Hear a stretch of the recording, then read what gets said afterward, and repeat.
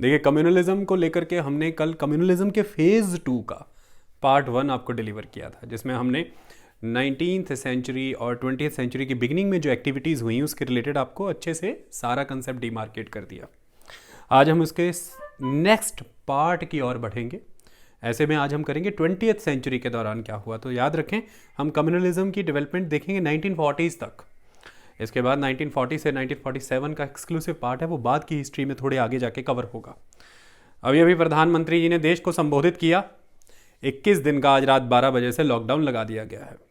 देखिए, जान है तो जहान है, अब जो है सो है। 21 दिन पढ़ते हुए कब बीत जाएंगे आपको पता भी नहीं चलेंगे।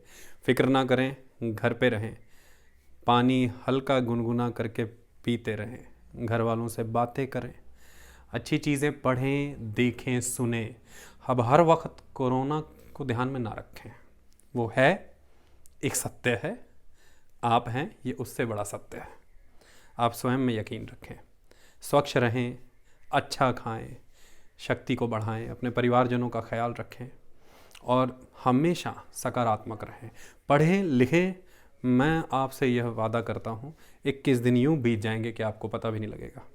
चलिए हम आगे बढ़ते हैं, समझते हैं कि कम्युनलिज्म का ये पार्ट क्या बताता है। देखिए, इसमें हमें पढ़ना है 20th सेंचुरी। 20th सेंचुरी मतलब 1900 ऑनवर्ड। हमने जो इसके पहले का फेज़ पढ़ा था उसका एक एक्सटेंडेड वर्जन है ये। इसमें कई कंसेप्ट्स उसके यूज़ होंगे, लेकिन इसमें कई नए डायनामिक्स इंड्यूस होंगे। इसमें ये दिखेगा कि क्या क्या प्रावधान ऐसे कांग्रेस के द्वारा किए गए जिससे एक लेवल पे कम्युनलिज्म ऊपर करके आया, किस तरह से कांग्रेस ने मुस्लिम लीग को अप्रोच किया, किस तरह की पॉलिसीज़ इस दौर में ब्रिटिशर्स ने चलाई जिसने डिसेंशंस को और बढ़ाया, और मुस्लिम लीग ने कैसे खुद को एक एलिटिस्ट पार्टी से मास मूवमेंट की ओर कन्वर्ट किया।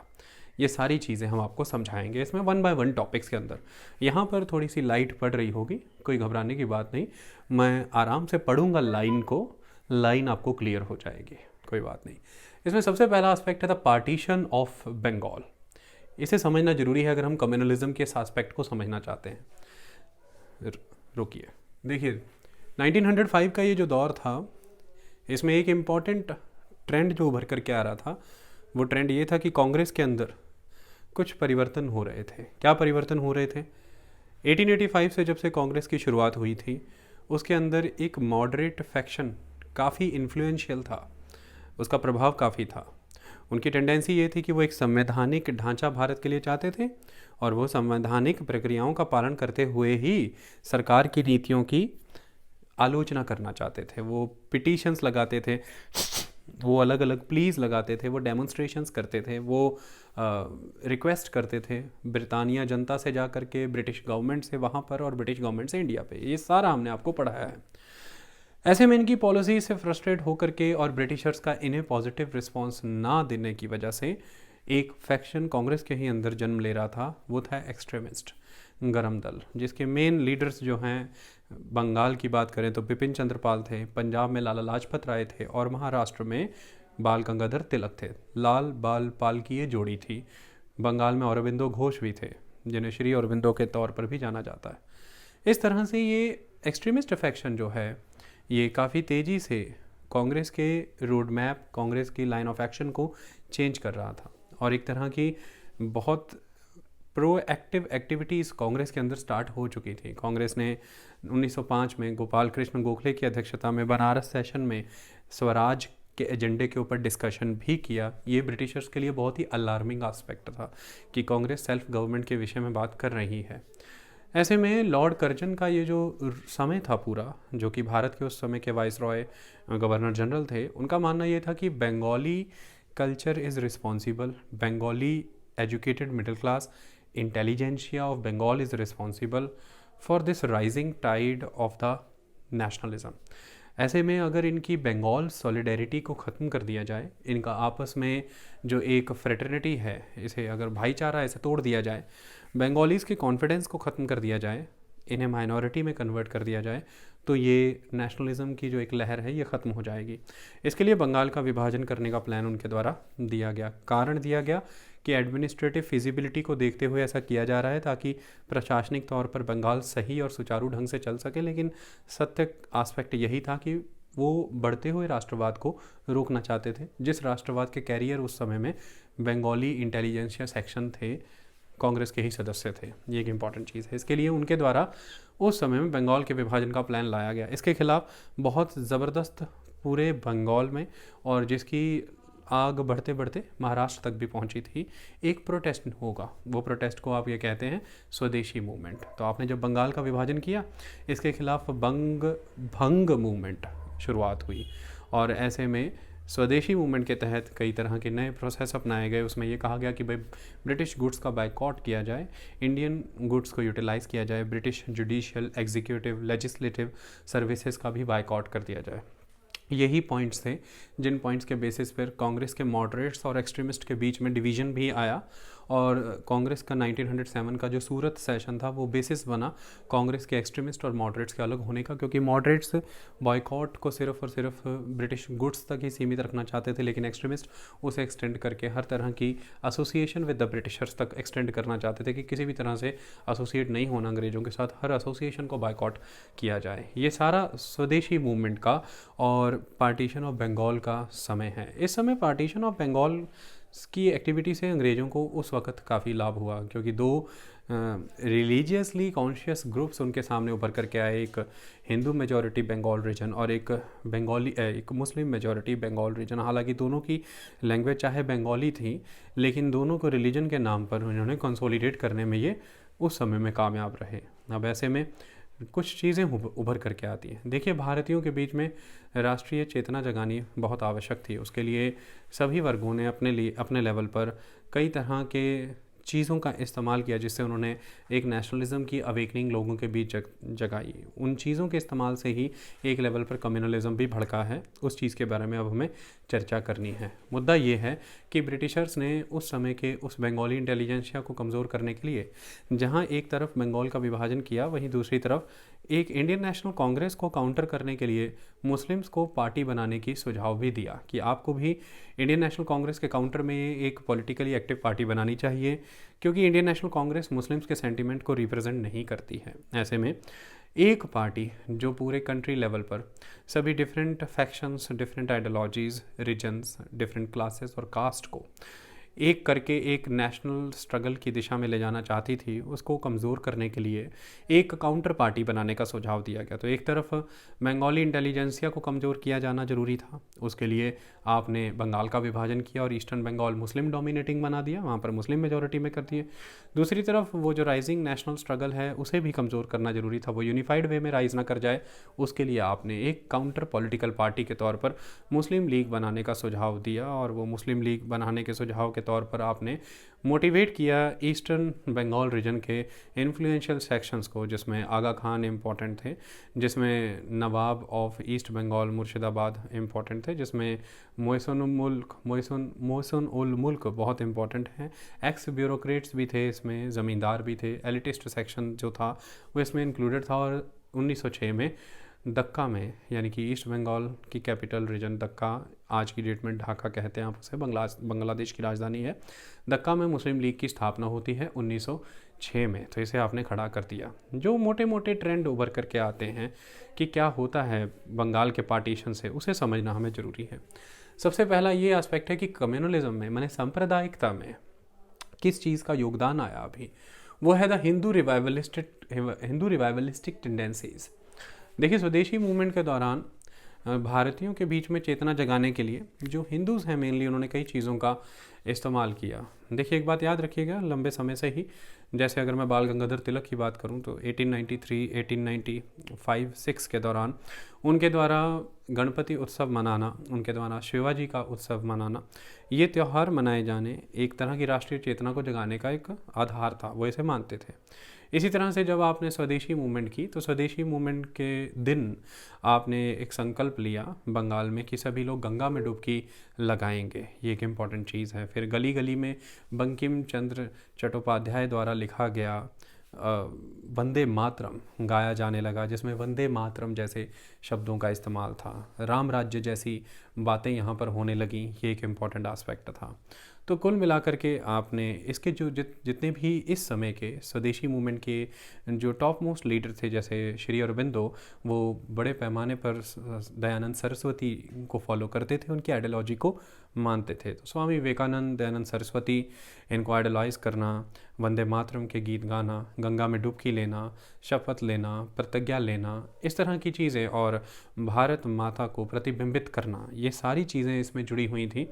और अपने ग्लोरियस पास्ट की तरफ जाना, इससे हिंदूइज़्म का जो लॉस्ट कॉन्फिडेंस था, जो एक सेल्फ रिस्पेक्ट की भावना नहीं थी, वो रीगेन तो हुई, लेकिन इससे एक वैमनस्य का भाव भी बढ़ा है। ये एक इम्पॉर्टेंट चीज़ है। तो दोनों ग्रुप्स के बीच में, हिंदू और मुस्लिम्स ग्रुप्स के बीच में इसी दौरान एक वैमनस्य का भाव बढ़ाने का काम इस स्वदेशी मूवमेंट ने किया, क्योंकि उस समय में चाहे ये रिलीजियस सिंबल्स, ये रिलीजियस इडियम्स, ये रिलीजियस हिस्टोरिकल ग्लोरिफिकेशन, ये उस समय में तो लोगों को साथ जोड़ने का एक योगदान दे रही थी, लेकिन थोड़े ही समय के बाद इस चीज़ ने एक समाज, जो कि समाज अभी उतना मैच्योर नहीं था कि वो इस तरह की एनलाइटनमेंट को समझ पाए, उस समाज के बीच में डिसेंशन भी क्रिएट किया। ये एक इम्पॉर्टेंट एस्पेक्ट है। तो हिंदू रिवाइवलिस्टिक टेंडेंसीज़ ने काफ़ी कंसोलिडेट किया इस समय में, क्योंकि गौ हत्या के निषेध को लेकर के बड़ी सख्त कार्रवाइयाँ इस समय में हुई हैं, जिसको लेकर के पीछे से ही अगर आप देखेंगे तो दयानंद सरस्वती के द्वारा चलाए गए कैंपेन्स को बाद में उनके कुछ फॉलोअर्स ने गलत वे में इंटरप्रेट किया, और 1893 के अराउंड भी काउ स्लॉटर्स के अगेंस्ट चलाए गए कैंपेन्स में एक तनाव बढ़ चुका था हिंदू और मुस्लिम के बीच में। वह तनाव इस समय में दोबारा से रेजुविनेट होता है, क्योंकि जब भी आप इस तरह की मूवमेंट चलाते हैं तो फिर काउ स्लॉटर निषेध होना चाहिए, गौ हत्या अवैध होनी चाहिए, बंद होनी चाहिए। जो भी वह करेगा उसे गलत माना जाता था।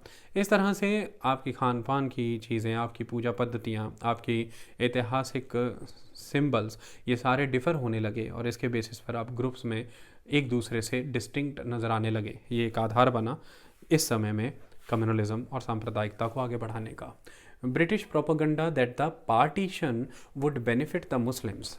ब्रिटिशर्स का प्रोपेगेंडा, ब्रिटिशर्स ने मुसलमानों को ये यकीन दिलाने में हर भरसक प्रयास किया कि भाई ईस्ट बंगाल जो हमने आपके लिए बनाया है, ये जो पार्टीशन है, विभाजन है, इससे ईस्ट बंगाल का जन्म होगा और वो मुस्लिम मेजॉरिटी होगा, और वो आपके लिए बहुत लाभदायक है, क्योंकि वहाँ पर अगर कर को कोई लोकतांत्रिक संस्थाएं आती हैं, इंस्टीट्यूशंस आती हैं डेमोक्रेटिक, जो कि इलेक्टेड रिप्रेजेंटेटिव बेस्ड होंगी, तो ऐसे में आप लोगों की वहाँ मेजॉरिटी है जनता में, तो आप ही के धर्म से जुड़े हुए नुमाइंदे उन संस्थाओं में चुन करके पहुँचेंगे।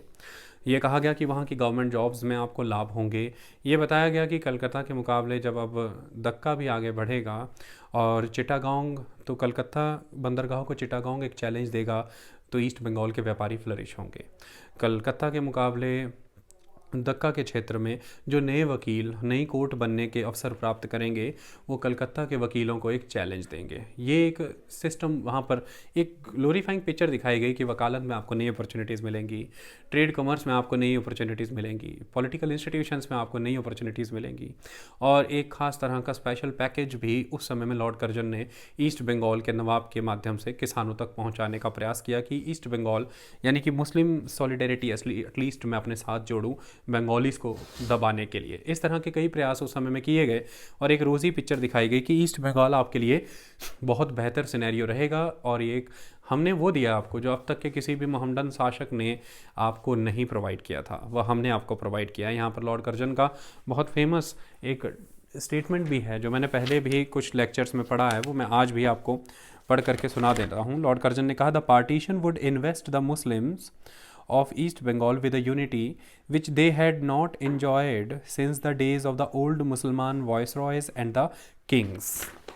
ये हम आपको वह एकता प्रदान करने जा रहे हैं जो आज दिन तक आप पिछले पुराने किसी भी मुस्लिम शासक के तहत वह एकता अनुभव नहीं कर पाए। तो इस तरह से उन लोगों को ये यकीन हो गया कि हम धर्म के आधार पर इस पूर्वी बंगाल के क्षेत्र में कंसोलिडेटेड हैं, क्योंकि हम सब मुस्लिम हैं, और उसी आधार पर नौकरियां भी हमें मिल रही हैं, हमें राजनीतिक संस्थाओं में अच्छी जगह भी मिलेगी, और हमें एक अच्छा खास पैकेज भी दिया गया किसानों को। और क्योंकि हम सब एक हैं और एक धर्म के आधार पर हैं, इसलिए हम अब हिंदुओं से निपट पाएंगे। ऐसी उनके अंदर धारणा उत्पन्न की गई। स्पर्ट ऑफ कम्युनल वायलेंस, देखिए इस समय में सांप्रदायिक दंगे बहुत तीव्र हो गए, कम्युनल वायलेंसेस का दौर था ये बहुत स्ट्रॉन्ग। उसके कारण एग्रीकल्चरल थे एक्चुअली में। आज की रीसेंट स्टडीज़ ये बताती हैं कि ईस्ट बंगाल में हुआ ये करता था कि मोस्टली जो ज़मींदार है वो हिंदू है, और जो किसान है, जो पीजेंट है, या जो लैंडलेस फार्मर है यानी कि एग्रीकल्चरल लेबरर है, वो मुस्लिम हुआ करता था। अब जो रैयत है वो मुस्लिम है, लेकिन जो ज़मींदार है, जो की पोजीशन होल्डर है, वो हिंदू है। ऐसे में there was a tussle between the रैयत एंड द ज़मींदार। It was a class tussle. ये क्लास के बीच में एक ज़मींदार क्लास और एक worker class, agricultural labourer class, ये हर जगह पर थी भारत भर में। और ये ज़मींदार अगर मुस्लिम भी होता तो ये होता, लेकिन मुद्दे की बात यह है कि ये टसल एग्जिस्ट कर रही थी इसके बीच में। जब किसान है वो ऑलवेज डिप्राइव्ड और डिसएडवांटेजियस फील करता था। इसकी वजह से अब जब एक स्वदेशी मूवमेंट का दौर ये चला है, और इसमें जो कांग्रेस है वो कांग्रेस एक लेवल पर लोकल, जो ग्रास रूट लेवल पर किसान हैं, जो एग्रीकल्चरल लेबरर हैं, उसे स्वदेशी मूवमेंट के एम्बिट में नहीं ले पाई। स्वदेशी मूवमेंट एक टिपिकल अर्बन मूवमेंट के तौर पर ही जाना गया, जिसमें ज़मींदार और इस तरह के वर्गों ने फंडिंग और बाकी चीज़ों का एक समर्थन किया था। ऐसे में भी इसे सांप्रदायिक रंग दिया गया, धर्म का रंग दिया गया, और किसानों को ये समझाया गया कि भाई आप मुस्लिम हैं और ये हिंदू ज़मींदार जो है ईस्ट बंगाल का, इसे अब हमें खदेड़ देना है। इसके आधार पर ईस्ट बंगाल में बड़े पैमाने पर इस समय सांप्रदायिक दंगे हुए हैं, हिंदू मुस्लिम दंगे हुए हैं, वो भी हमने इस दौर में देखे हैं। तो ये जो पार्टीशन है बंगाल का, ये एक बहुत बड़ा 20th सेंचुरी की बिगनिंग का एक इवेंट बना ऐसा, जिसने सांप्रदायिकता में कई ऐसी चीज़ें योगदान दे दी जो आने वाले समय में अब बढ़ेंगी, किसी भी स्तर पर कभी भी कम नहीं होंगी। रुको, सेपरेट इलेक्टोरेट के तहत कौन सी सिस्टम लेकर के आए? देखिए 1905 के अराउंड आप देखते हैं पार्टीशन ऑफ बंगाल। पेन जो है सूख गया, दूसरा ले लेते हैं। 1905 के अराउंड आपने देखा पार्टीशन ऑफ बंगाल, और 1909 के अराउंड आपके सामने आता है Morley Minto reforms, constitutional reforms, जिसके तहत वो यह वादा कर रहे हैं आपसे कि आपको कुछ और राजनीतिक अधिकार दिए जाएंगे, थोड़ी और रिप्रेजेंटेटिव फॉर्म ऑफ गवर्नमेंट, थोड़ी और इंडियंस को इंड्यूस करेंगे एडमिनिस्ट्रेशन के अंदर, जिसको हम सेपरेट इलेक्टोरेट या कम्युनल सिस्टम के तौर पर भी जानते हैं। सेपरेट इलेक्टोरेट का यहाँ पर मतलब क्या है कि ऐसा माना गया कि भाई अब एक लेवल पर चुनाव ऑर्गेनाइज होंगे 1909 के कानून के तहत, और ऐसे में अंग्रेज़ों के द्वारा ये प्रावधान रखा गया कि इंडिया के अंदर एक यूनिफाइड कम्युनिटी एग्जिस्ट नहीं करती, डिफरेंट इंटरेस्ट एग्जिस्ट करते हैं डिफरेंट कम्युनिटीज़ के, और वो डिफरेंट कम्युनिटीज़ का बेसिस है उनके डिफरेंट रिलीजन के, अलग अलग धर्म के आधार पर आपके अलग अलग संप्रदाय हैं, समुदाय हैं, और वो समुदाय जो एक दूसरे से भिड़ा दिए जाएंगे, सांप्रदायिकता हो जाएगी। ओके, अब इसके तहत उन्होंने ये कहा कि मुस्लिम्स जो हैं, अगर हम एक जनरल इलेक्टोरेट यहाँ पर बनाएं, जिसे हम एक जॉइंट इलेक्टोरेट मानते हैं, इलेक्टोरेट मतलब कि अगर हम एक ऐसी कॉन्स्टिट्यूएंसी कार्व आउट करें जिस कॉन्स्टिट्यूएंसी से कोई भी कैंडिडेट ओपनली खड़ा हो सकता है और उसे सभी वोटर्स मिल करके वोट डालेंगे, ऐसे में अंग्रेज़ों ने ये कहा कि ये प्रोबेबिलिटी है 100% कि हिंदूज़ ही जीतेंगे, क्योंकि ओवरवेलमिंग मेजॉरिटी है उनकी देश के अंदर, मुस्लिम्स कभी जीत करके आ नहीं पाएंगे, ऐसा इनका कहना था। और ऐसे में वो ये कहते थे कि दोनों ग्रुप्स के इंटरेस्ट अपने अलग हैं, उनकी सोशल, पॉलिटिकल, कल्चरल एम्बिशंस अलग हैं। ऐसे में वो ये मानते थे कि एक जॉइंट इलेक्टोरेट तो इस देश में कभी हो ही नहीं सकता है, क्योंकि देश एक है ही नहीं, अलग अलग कम्युनिटीज़ में बटा है धर्म के आधार पर। ऐसे में मुस्लिम कॉन्स्टिट्यूएंसीज़, मुस्लिम वोटर्स और मुस्लिम कैंडिडेट्स को अलग करने का ये सेपरेट इलेक्टोरेट सिस्टम है। इसके तहत कॉन्स्टिट्यूएंसीज़ अलग होंगी, वोटर भी मुस्लिम होगा, कॉन्स्टिट्यूएंसी मुस्लिम होंगी, कैंडिडेट्स मुस्लिम होंगे, तो एक मुस्लिम कैंडिडेट को सिर्फ मुस्लिम्स ही वोट डालेंगे। इस तरह का एक प्रावधान लेकर के आए।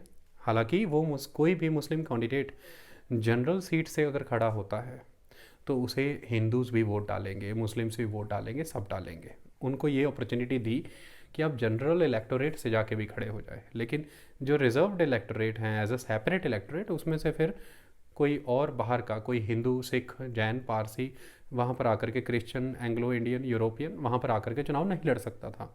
तो ये सेपरेट इलेक्टोरेट सिस्टम यहाँ पर दिया गया। इसके लिए भी ग्राउंड ब्रिटिशर्स ने ही तैयार की थी। मिंटो लंबी तैयारी कर रहे थे। स्वदेशी मूवमेंट जब 1905 में पूरी तीव्र गति से आगे बढ़ रहा था, 1907-8 आते आते तक वो ख़त्म कर दिया गया था। बहुत सारे स्वदेशी नेता ऐसे थे जो रिटायरमेंट ले गए, बहुत सारे ऐसे हैं जिनका परसिक्यूशन कर दिया गया, वो देश से बाहर चले गए, और जो कांग्रेस का मॉडरेट फैक्शन था उसे अंग्रेज अपने साथ जोड़ गए, फिर से यह वायदा करके कि हम फिर से एक नए कॉन्स्टिट्यूशन के रिफॉर्म्स लाने जा रहे हैं, that is the Morley Minto reforms 1909 का। ऐसे में जो स्वदेशी मूवमेंट है वो कमज़ोर पड़ गया था। ऐसे में ये उस समय में प्रयास हो रहे थे लगातार, उस समय की अंग्रेजी सरकार जो भारत में थी, तो उसे भारत सरकार ही कहेंगे, तो वो मुस्लिम्स को प्रमोट कर रहे थे, मोटिवेट कर रहे थे कि आप हमसे कई तरह की मांगे रखें और हम आपको मांगे देंगे। एक तरह से ये सब प्रायोजित था। और ऐसे में शिमला में एक दल मिला जा कर के, एक सेगमेंट, डेपुटेशन इसे आप कहते हैं, और वो डेपुटेशन एक तरह से वही शब्द बोल रहा था जो शब्द उसके मुंह में अंग्रेज़ों ने डाले थे कि आप हमसे ये मांगिए। तो उसको देखते हुए, वो डेपुटेशन को देखते हुए यहाँ पर क्या कह रहे हैं, मैं आपको ये पढ़ करके बता देता हूँ कि यहाँ पर मिंटो क्या बोलते हैं, ध्यान से सुनिए। वो ये कहते हैं कि under the joint scheme the Hindu would not only be able to elect their own man but a Mohammedan as well who might not represent bona fide Muslim interest. Joint electorate होगा तो हिंदूज़ जो हैं वो सिर्फ अपने ही लोगों को नहीं जिताएंगे, वो कुछ अपनी ही पार्टी से ऐसे मुस्लिम्स या मोहम्मडन को भी जिता देंगे जो सही मायने में मुस्लिम्स को रिप्रेजेंट करने वाले नहीं हैं। ऐसे में मुस्लिम्स को रिप्रेजेंट करने वाले वही एक्चुअली में होंगे जो सेपरेट इलेक्टोरेट से चुने जाएंगे। मिंटो क्या कहते हैं, वो कहते हैं the pitch of your address as I understand it is a claim that in any system of representation the Mohammedan community should be represented as a community. You justly claim that your numerical strength, both in respect to the political importance of your community and the service it has rendered to the empire, entitle you to consideration. I am entirely in accord with you. I can only say to you that the Mohammedan community may rest assured that their political rights and interests as a community will be safeguarded in any administrative reorganization with which I am in command. वो ये कह रहे हैं कि मैं आपका लहजा, pitch का मतलब लहजा, मैं आपका लहजा पूरी तरह समझ रहा हूँ कि आप क्या चाह रहे हैं। आप ये चाह रहे हैं कि भाई आपको एज अ मोहम्मडन एक कम्युनिटी के तौर पर ट्रीट किया जाए। आप यही नहीं चाह रहे हैं, आप यह भी चाह रहे हैं कि आपको जो सेपरेट इलेक्टोरेट हम दें, उसमें वो सेपरेट इलेक्टोरेट को हम जो काउंसिल में, जो हाउस ऑफ द जो सेंट्रल लेजिस्लेटिव काउंसिल होगी जिसमें आप लोग चुन के आएंगे, उस काउंसिल में आपके नंबरों को मैं ऐसे ना देखूं कि आप कितने हैं जनसंख्या में। आपके नंबर मैं इस बेसिस पे तय करूं, ऐसा आप मुझे कह रहे हैं, आपके नंबर मैं इस बेसिस पर तय करूं कि आपको कितनी सीटें एलोकेट करनी हैं। इस बेसिस पे तय हो वो कि आपका राजनीतिक महत्व क्या है, आपकी पॉलिटिकल इम्पोर्टेंस क्या है हमारे लिए, और दूसरा आपने अब तक क्या क्या सर्विसेज ब्रिटिशर्स को दी हैं, मतलब आपकी लॉयल्टीज़, आपके राजनीतिक महत्व को देख करके हम आपको सीटें एलोकेट करें, ऐसा आप हमसे उम्मीद रख रहे हैं। और मैं ये आपकी बात समझ रहा हूँ, और मैं आपको वादा कर देता हूँ कि जिस जिस काम में तो मेरा हाथ है, उस हर काम में, उस हर प्रशासनिक गतिविधि में आपको ये सब मिलेगा। आपके राजनीतिक महत्व को हम भली भांति जानते हैं और आपके अब तक के योगदानों को भी हम समझते हैं। आपको उस बेसिस पे सीटें मिलेंगी, चाहे जनसंख्या आपकी इतनी सी ही हो, चिंता मत करिएगा, और सेपरेट इलेक्टोरेट तो देंगे ही देंगे। तो इस तरह का एक सिस्टम पूरा सेटल हुआ मिंटो और मॉर्ले के द्वारा। एक वाइसरॉय हैं भारत के, एक secretary for the state of India के तौर पर हैं। ऐसे में कांग्रेस के ऊपर ये आरोप ये था कि भाई आप लेजिटिमेट रिप्रेजेंटेटिव तो है ही नहीं मुस्लिम्स के, और इलेक्टेड पॉलिटिकल, पहली बात तो कांग्रेस को ये कह दी गई, और इलेक्टेड पॉलिटिकल सिस्टम के तहत मेजॉरिटी कंट्री में भैया माइनॉरिटीज़ तो कभी चुन करके आएंगी ही नहीं। दूसरी बात ये बता दी गई, और तीसरी बता दी गई कि भाई उन्हें माइनॉरिटी कहा ही क्यों जाए, वो एक डिफरेंट इंटरेस्ट रखने वाले डिफरेंट कम्युनिटी हैं जिनका रिलीजन ही आपसे अलग है। तो आप एक देश तो हो ही नहीं, आप अलग अलग कम्युनिटी हैं, इसलिए अलग अलग इलेक्टोरेट हैं, उसके बेसिस पे अलग कॉन्स्टिट्यूएंसी होंगी, उस कॉन्स्टिट्यूएंसी के फिर अपने अलग वोटर होंगे, फिर उसी के अपने अलग कैंडिडेट होंगे जो चुन करके अलग इलेक्टेड मेंबर देंगे। तो इस तरह सिस्टम चलेंगे। तो इसके कुछ यह नतीजे निकल करके आए। ये नतीजे क्या है? पहला, it created the institutional structures containing separatism. देखिए बहुत स्ट्रॉन्ग चीज़ ये है कि सेपरेटिज्म का बीजारोपण, अभी तक हम कम्युनलिज्म पढ़ रहे हैं, सांप्रदायिकता पढ़ रहे हैं, लेकिन ये जो अलगाववाद है, सेपरेटिज्म, सांप्रदायिकता एक चीज़ है, लेकिन अलगाववाद का ये जो कंसेप्ट है, ये 1909 सेपरेट इलेक्टोरेट सिस्टम के तहत साफ साफ अंग्रेजों ने बीज बो दिया है। ये इंपॉर्टेंट चीज़ है, मतलब आपने उन्हें कानूनी प्रक्रिया के तहत एक मान्यता ही दे दी।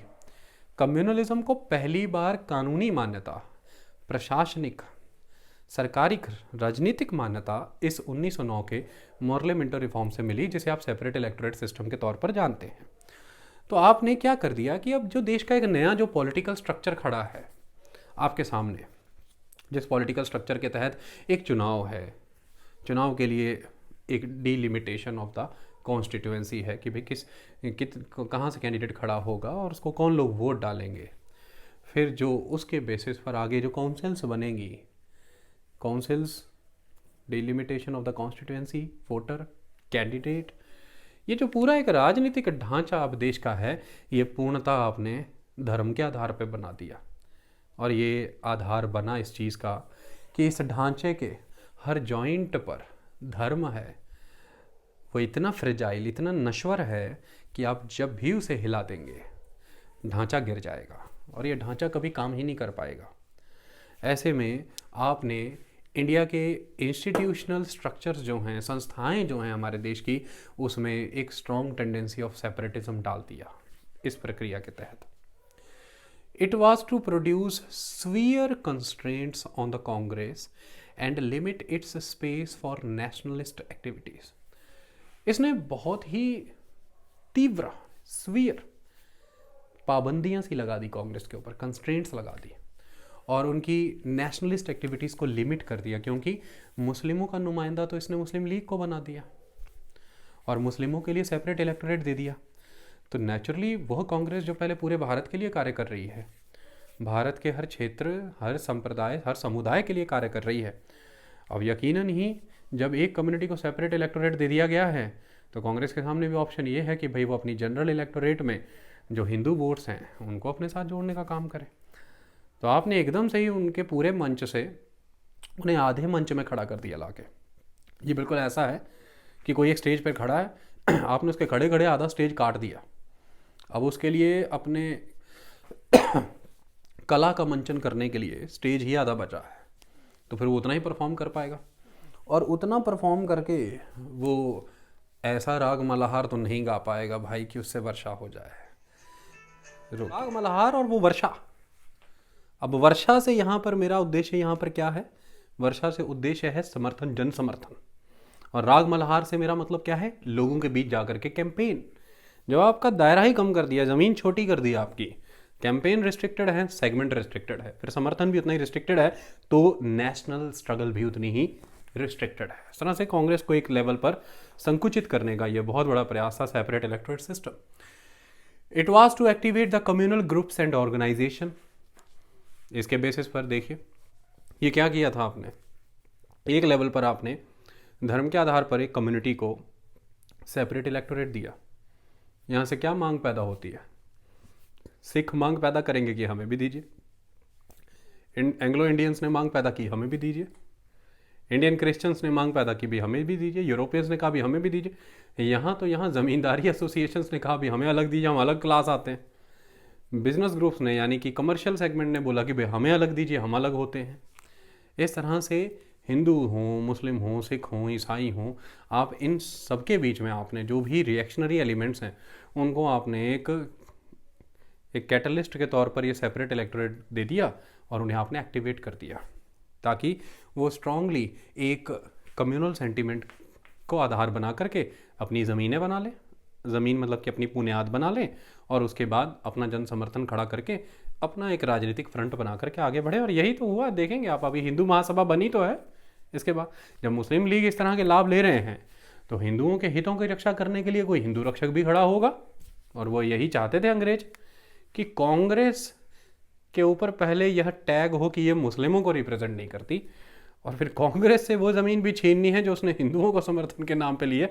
ये प्रमाणित किया जाएगा कि ये हिंदुओं का भी समर्थन नहीं करती, ये सिर्फ कुछ पढ़े लिखे शहरी लोगों का ही समर्थन करने वाली पार्टी है। इसके पास तो कोई मैंडेट ही नहीं है, तो इसके द्वारा चलाया जाने वाला नेशनल स्ट्रगल भी क्या, और फिर इसके द्वारा हमें हमारे औपनिवेशिक ढांचे को जो चैलेंज दिया जा रहा है वो चैलेंज भी क्या, कुछ है ही नहीं है, एक खत्म। It ensured the impossibility of a common agreement among Indian political groups। इसने एंश्योर कर दिया, इसने सुनिश्चित कर दिया कि जो इंडिया के पॉलिटिकल ग्रुप्स हैं उनके बीच में अब कभी भी कॉमन एग्रीमेंट नहीं होगा, एक साझा एग्रीमेंट नहीं होगा। वो एक होकर के अंग्रेज़ों के विरुद्ध नहीं लड़ पाएंगे। देखिए, एक तरीका होता है आपके पास, अगर आपकी ओर कोई चीज़ आ रही है, बहुत तेज सांड आपकी तरफ दौड़ता आ रहा है, उससे बचने के आपके पास दो तरीके हैं। या तो एक, आप वहाँ से दौड़ जाइए, ये अंग्रेज़ों को करना नहीं था, फ्रीडम स्ट्रगल इनकी ओर आ रही थी, इसे करना, ये भारत छोड़ के जाना नहीं चाहते थे। दूसरा उपाय आपके पास क्या रहता है, आप उस सांड को कोई और दिशा दिखा दें, वहाँ पे लाल कपड़ा टांग दें, वो उस दिशा में चला जाएगा। इन्होंने भी यही किया। अब इनके खिलाफ जो एक मूवमेंट आ रही है, वो मूवमेंट आ रही है अलग अलग पार्टियाँ बना करके, वो इनके खिलाफ ना जाए, उन्हें आपस में भिड़ा देना, और वो आपस में भिड़ते रहेंगे। एक कॉमन एग्रीमेंट कभी उनके बीच अचीव हो ही ना पाए, एक नेशनल स्ट्रगल की तरफ वो कभी बढ़ ही ना पाए। ये इनका एक एजेंडा था, ये इनकी बहुत लंबी नीति थी, जिस नीति के तहत इन्होंने एक सिस्टम ऐसा चलाया जिसके तहत इन्होंने अपना बेस, अपने अलायंस, अपने साथी, अपना बेस, ये सब कुछ एक्सटेंड करना चाहा, अपने एक फ्रेंड्स का सेगमेंट क्रिएट करना चाहा in the form of the Muslims. तो ये एक लॉन्ग टर्म प्लानिंग के तहत है। और एक विदेशी विश्लेषक, एक इतिहासकार इसके विषय में क्या लिखते हैं, मैं ये आपको भी पढ़ करके सुना देना चाहता हूँ।